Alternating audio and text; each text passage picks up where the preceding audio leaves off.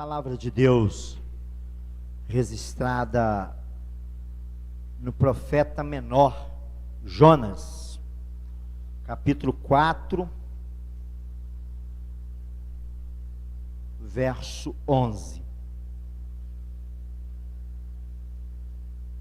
Diz assim a boa palavra de Deus: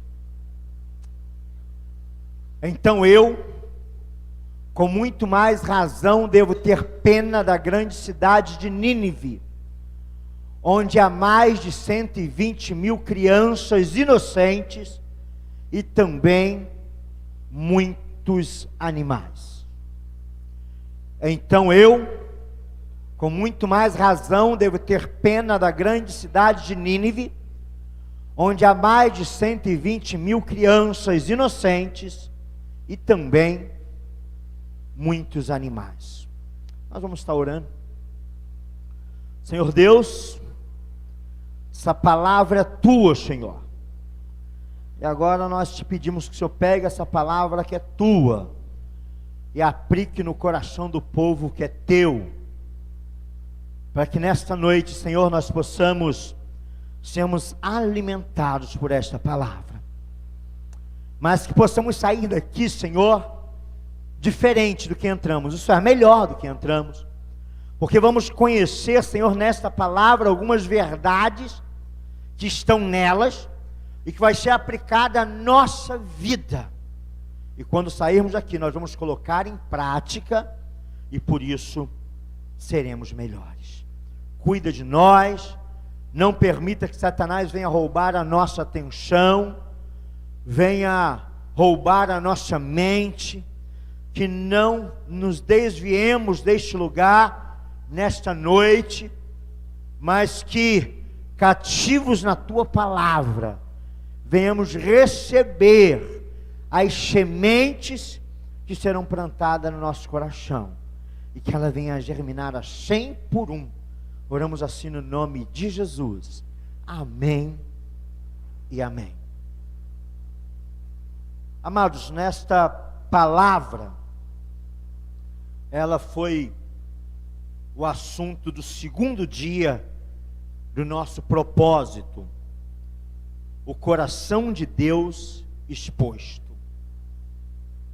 O coração de Deus foi exposto para Jonas nesta palavra.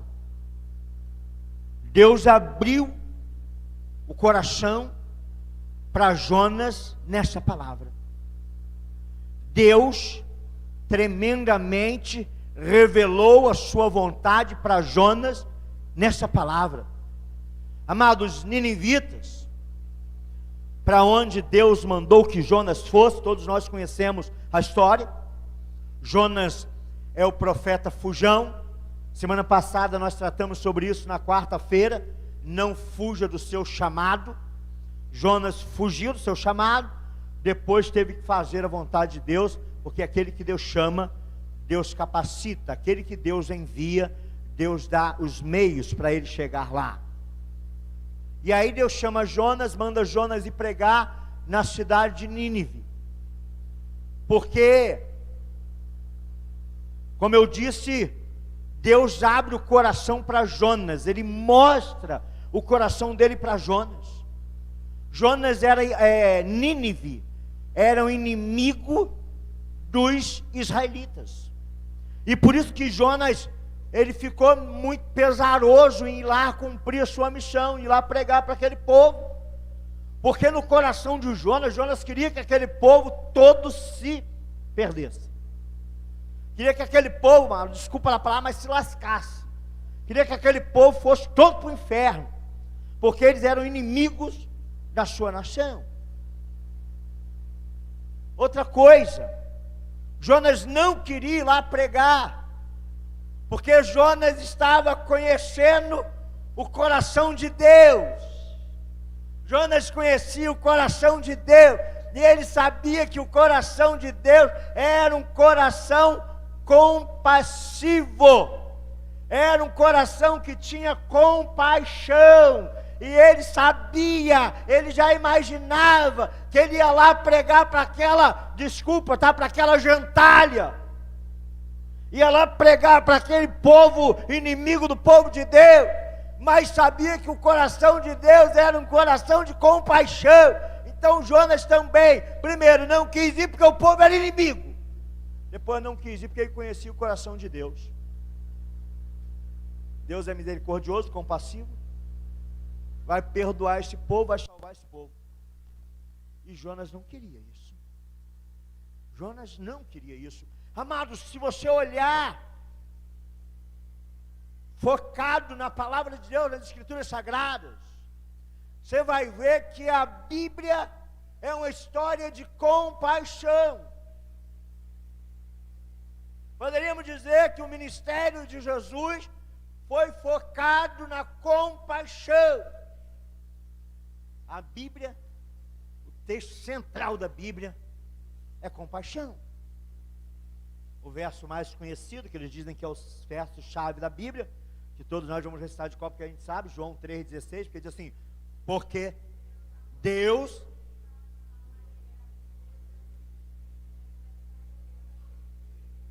Nossa, tá feio demais.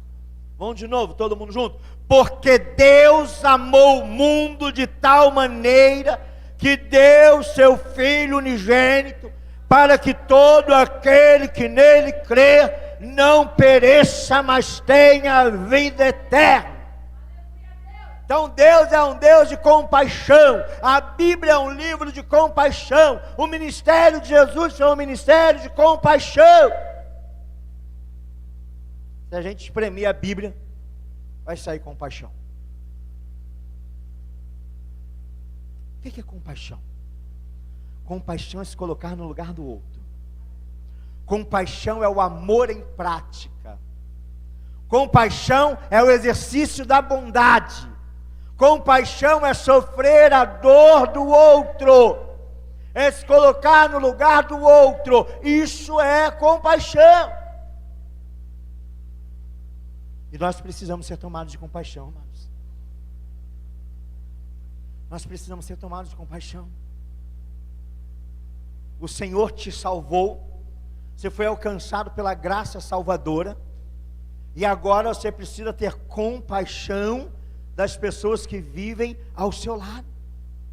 Você precisa ter compaixão das pessoas que são na sua vizinhança, na sua família, nos seus parentes. Você precisa ter compaixão. Primeira coisa que eu quero destacar é que o ministério de Jesus foi o ministério de compaixão. Jesus tinha compaixão das pessoas.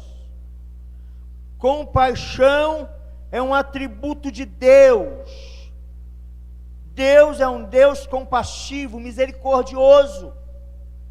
Deus é um Deus que tem amor, que se coloca no lugar do outro.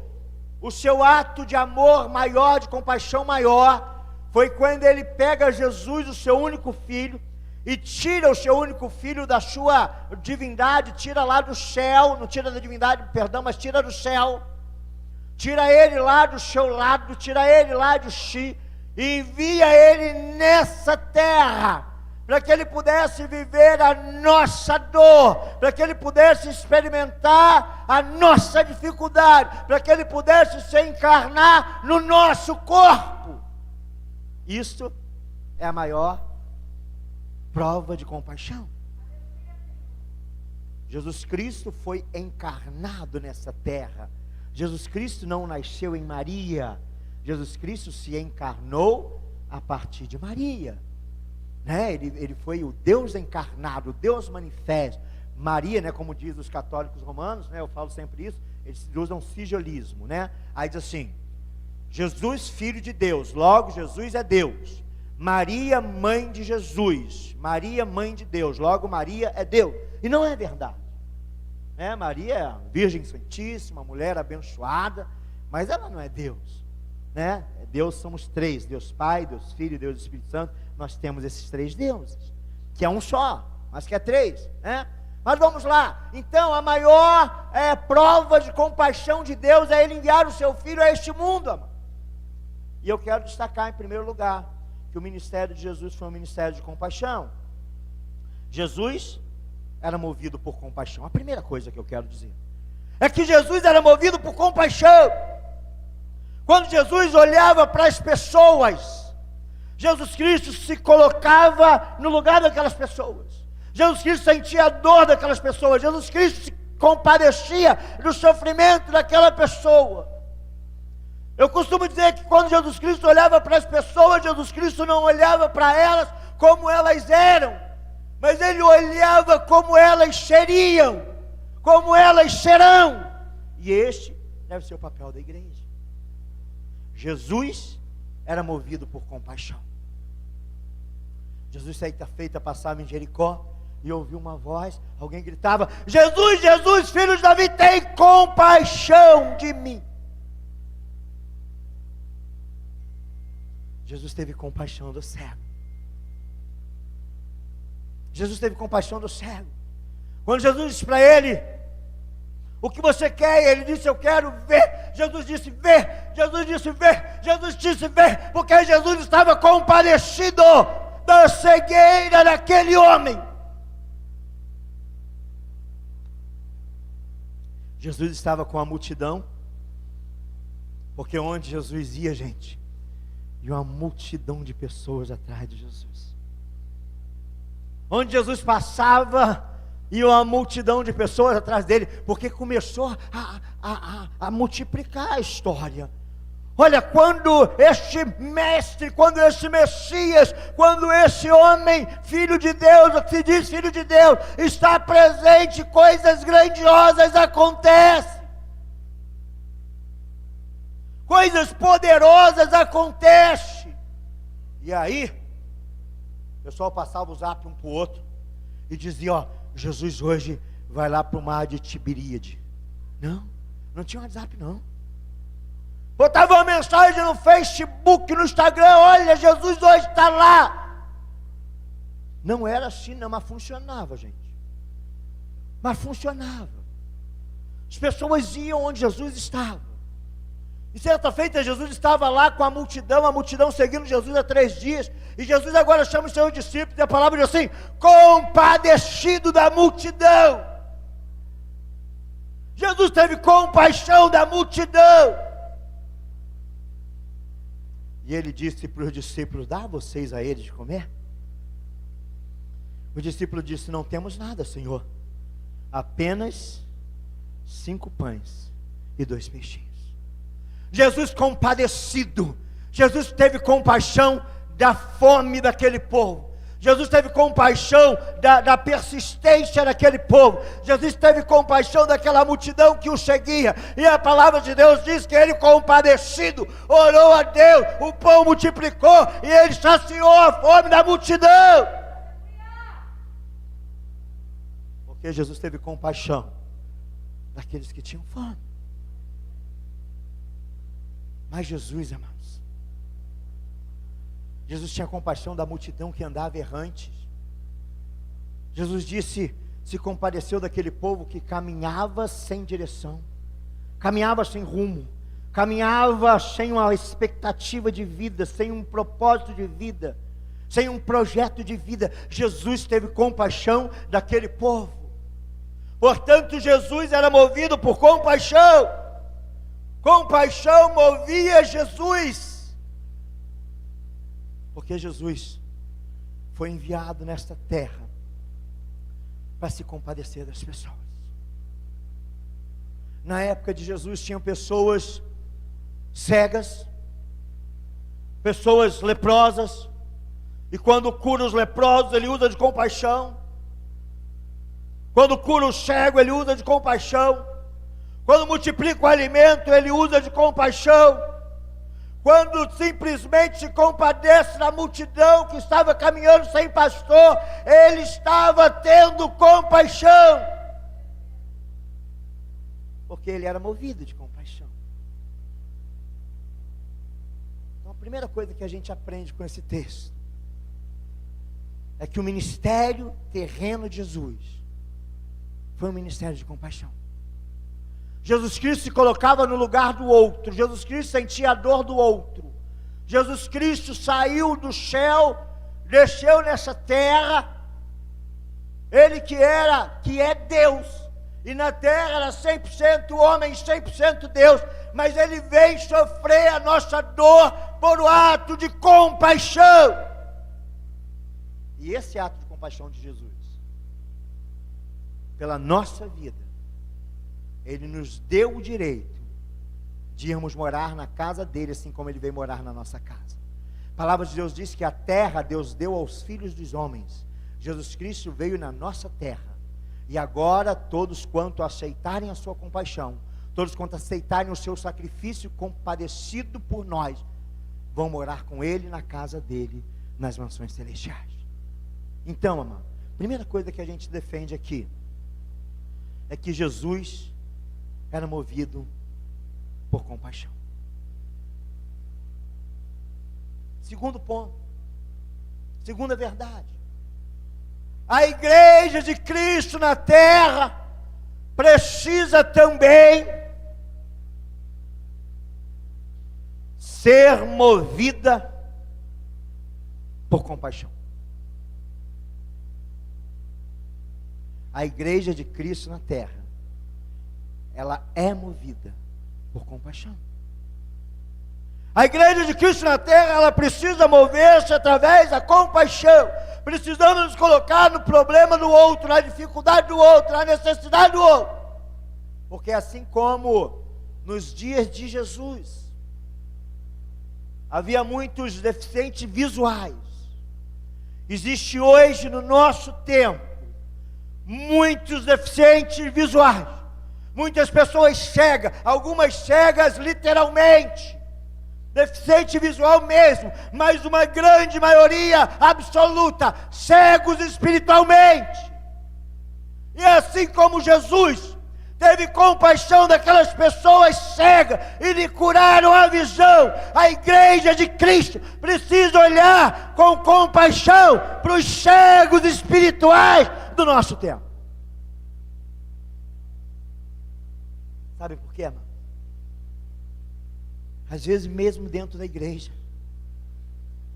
tem pessoas que ainda são cegos espirituais, tem pessoas que ainda não tiveram as suas visões libertas, tem pessoas que ainda não entenderam a visão de Deus para a vida da igreja, tem pessoas que ainda não entenderam o propósito de Deus para a vida da igreja, e o propósito de Deus para a vida da igreja é que a igreja seja um povo compadecido.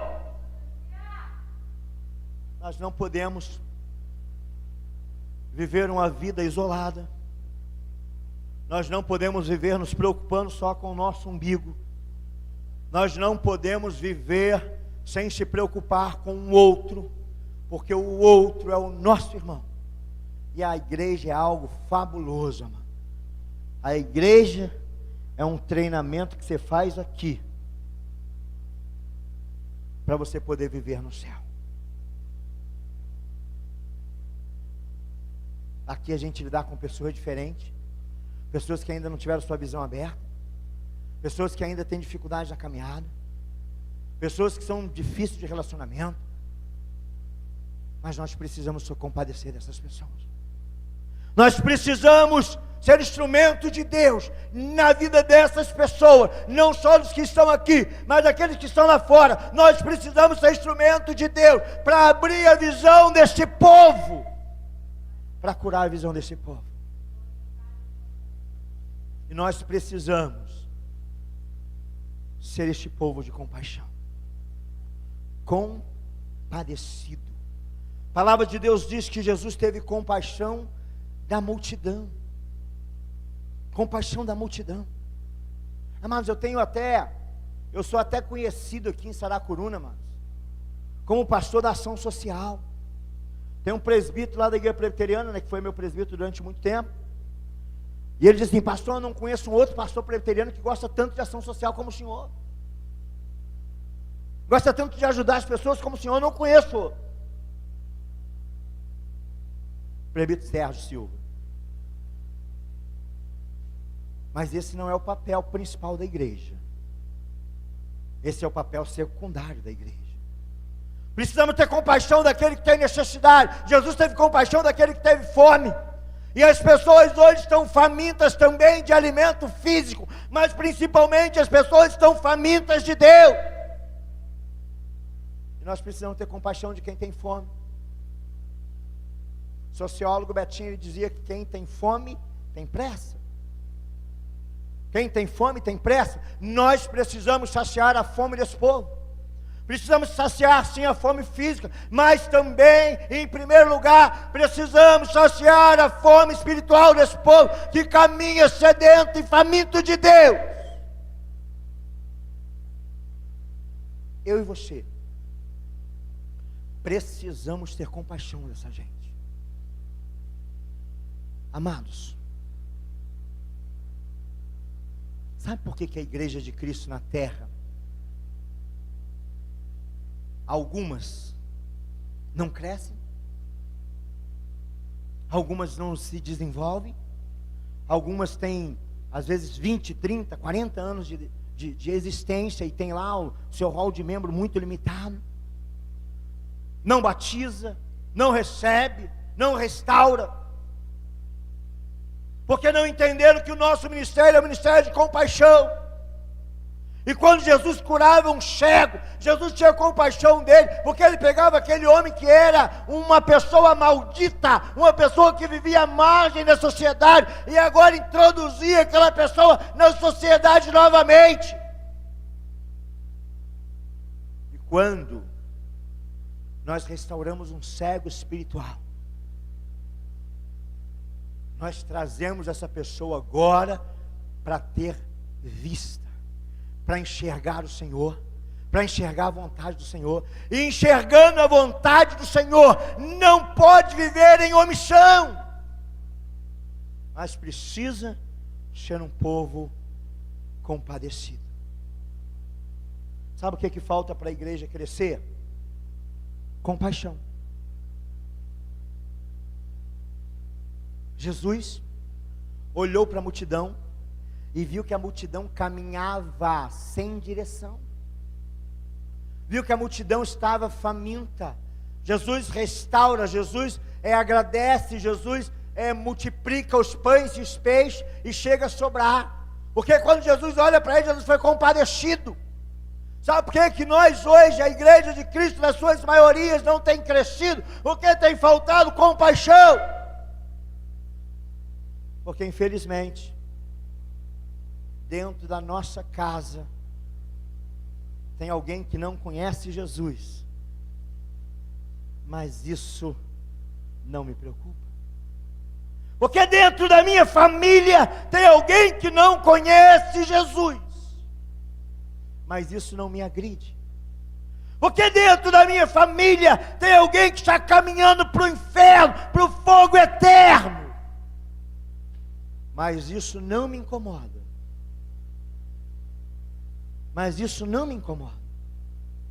À medida que eu olho para o ministério de Jesus, à medida que eu olho para Jesus, a vida de Jesus é uma vida de compaixão, e agora eu o aceito na minha vida, como Senhor da minha vida, eu preciso ser conduzido por Ele, e conduzido por Ele, eu não quero que ninguém se perca, eu não quero mais que ninguém se perca. E aí, eu começo a olhar para dentro da minha casa, e aí eu preciso investir na vida da minha esposa, se ela não conhece Jesus. Preciso investir na vida dos meus filhos, se ele não conhece Jesus. Preciso investir na vida dos meus pais, se ele não conhece Jesus. Preciso investir na vida da minha família, do meu avô, da minha avó, do meu tio, da minha tia, do meu primo, da minha prima. Preciso investir na vida da minha vizinhança. Pessoas que moram comigo, próximo a mim aqui na terra. Mas se eu não tiver compaixão dele, vai morar distante de mim, porque vai morar no fogo do eterno, no fogo eterno, no fogo do inferno, se eu não compadecer-me dele e colocar a minha vida para restaurar a vida dele.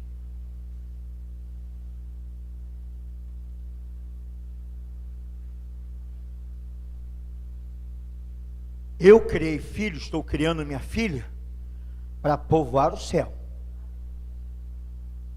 Eu creio que você também gerou filhos para povoar o céu.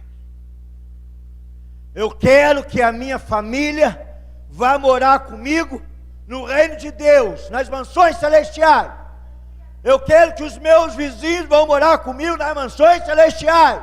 Eu quero que os meus amigos, colegas de trabalho, pessoas da escola, vão morar comigo nas mansões celestiais.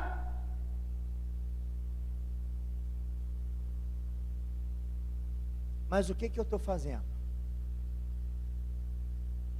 Mas o que eu estou fazendo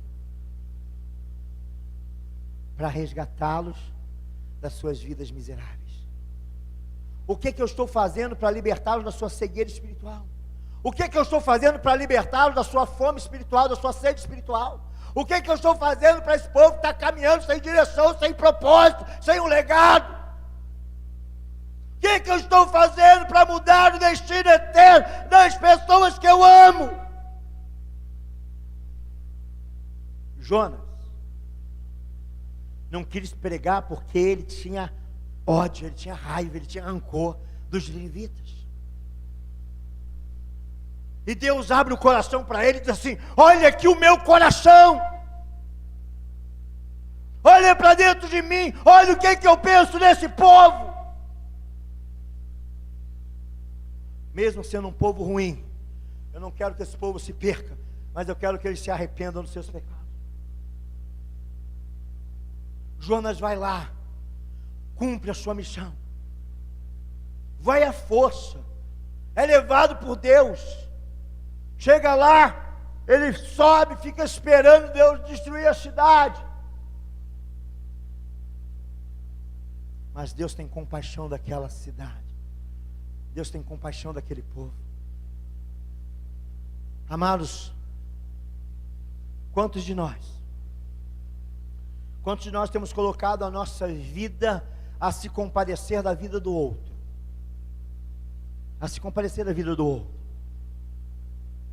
A igreja de Cristo viveu um tempo nessa terra, onde as conversões, mudança de caminho, mudança de direção, acontecia com a pregação do pastor no altar, onde as conversões se acontecia com a mensagem daquele que ministrava a palavra, onde as conversões aconteciam no templo. Mas a igreja de Cristo de hoje, a igreja discipuladora, a nossa igreja é uma igreja discipuladora. A nossa igreja é a igreja que a gente não adora o Senhor só no templo, mas a nossa casa é uma extensão da igreja. Sabe por quê? Porque nós queremos ter compaixão desse povo que sofre.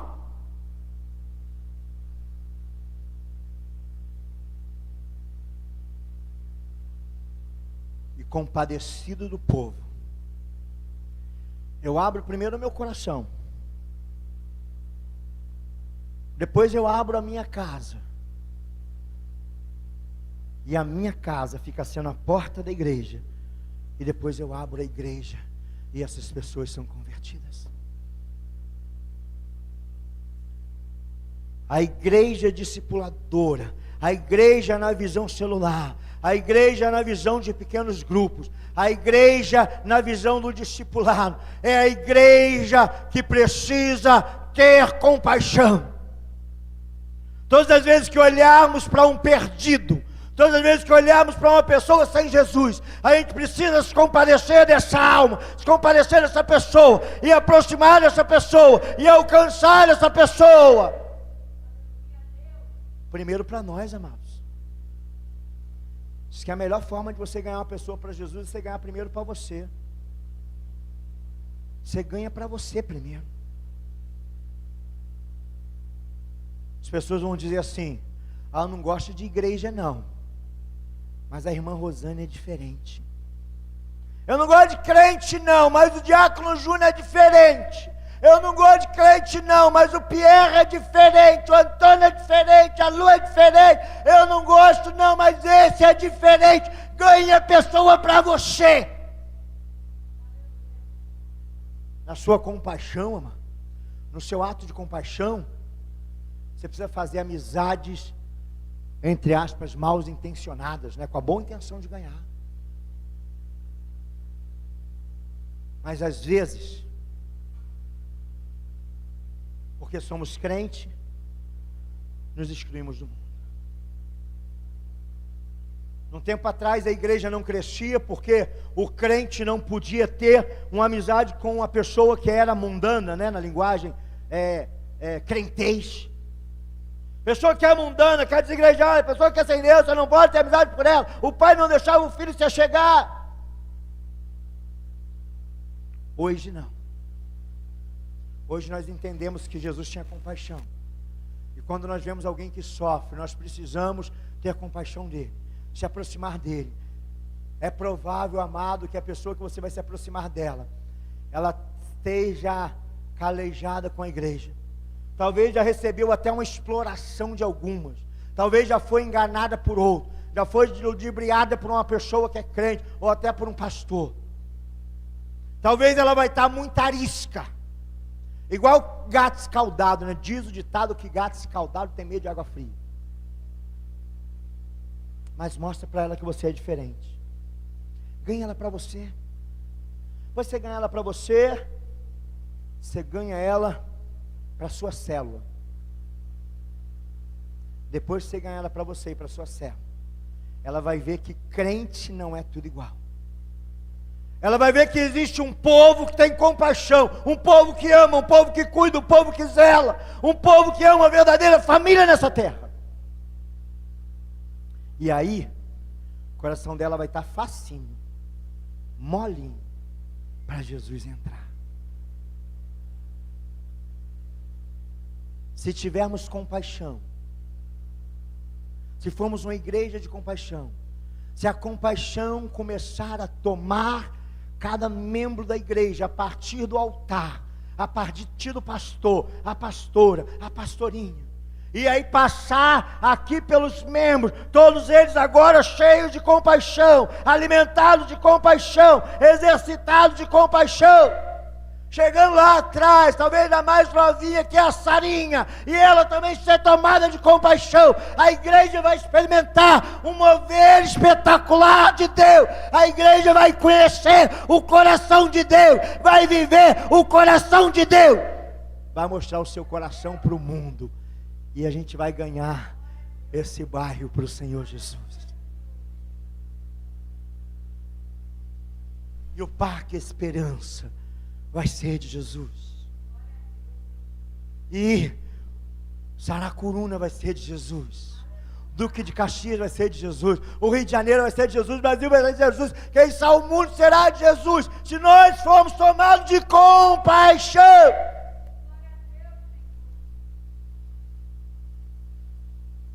Se o mundo ver compaixão em nós, vai mudar a história. A igreja de Cristo na terra precisa parar de se degradar, de se apontar, e precisa conhecer o coração de Deus e imitar o coração de Deus. Precisa ser movido por aquilo que movia Jesus, e o que movia Jesus era compaixão. E o que precisa nos mover é a compaixão. Olharmos para aquele povo distante, sem Deus e sem salvação. A igreja de Cristo tem muito para crescer.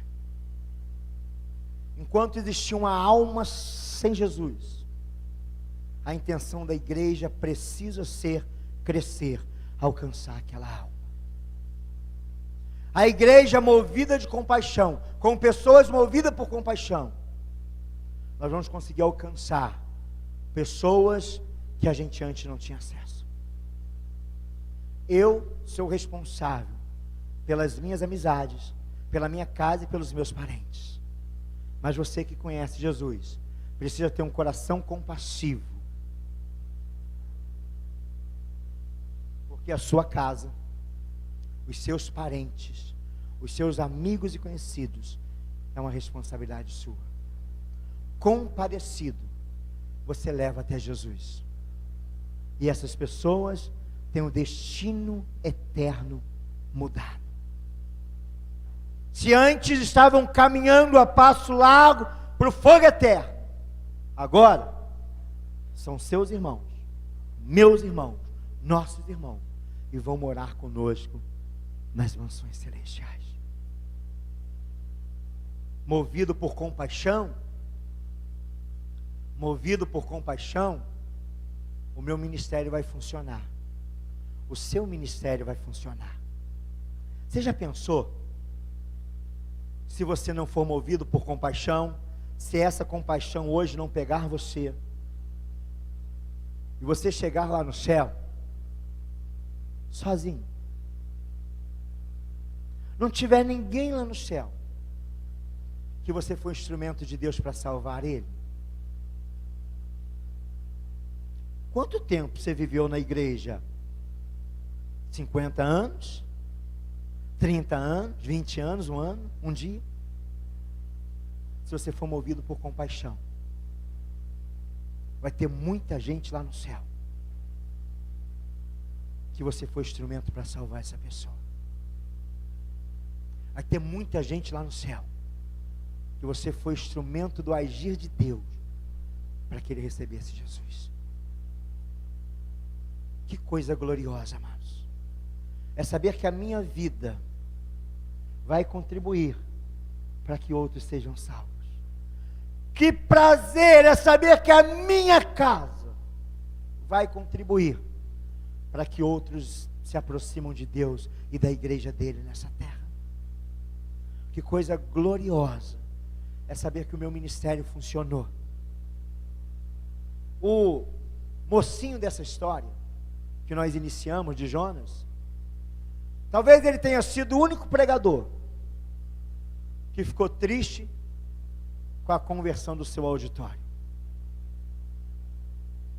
Eu tenho certeza que eu e você vamos ficar muito felizes em termos lá no céu pessoas que vieram a Jesus por causa do nosso agir, do nosso mover e do nosso ministério. Costumo dizer, amados, que eu não vim nessa terra para comer angu, para falar besteira e para passar despercebido.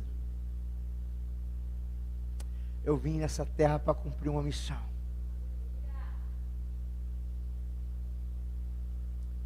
Eu conheço o coração de Deus. E eu também quero ser movido por compaixão. Que você, nessa noite, se sinta impactado por essa palavra. Próximo mês agora a gente inaugura aqui a escola de líderes. Que você venha se treinar para ser um líder eficaz. Você possa abrir a sua casa para ser uma extensão da igreja. Que você seja uma pessoa cheia de compaixão. Que você possa apresentar para Jesus o seu marido, a sua esposa, os seus filhos, os seus pais, os seus parentes, os seus amigos, os seus colegas, os seus vizinhos. Que você seja um instrumento verdadeiro de Deus nessa terra. Mas só vamos ser assim se formos movidos por compaixão. Jesus era movido por compaixão. Nós precisamos ser movidos por compaixão. Eu quero orar. Quero orar por você. Quero orar por mim. Quero orar por nós. Para que esse coração de Deus que foi exposto nessa noite, esse coração de Jesus que foi exposto nessa noite, possa ser o alvo da nossa busca. Possamos perseguir em alcançar um coração compassivo,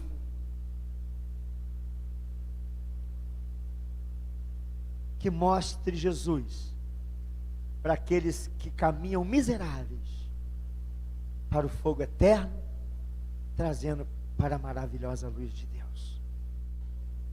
Que a graça salvadora de Jesus Cristo, que o amor de Deus, o nosso Pai, que as eternas consolações do Santo Espírito de Deus seja sobre a tua vida e sobre todo Israel de Deus espalhado pela face da terra, não só hoje, mas pelos séculos dos séculos. Amém e amém. Você pode aplaudir o Senhor mais uma vez?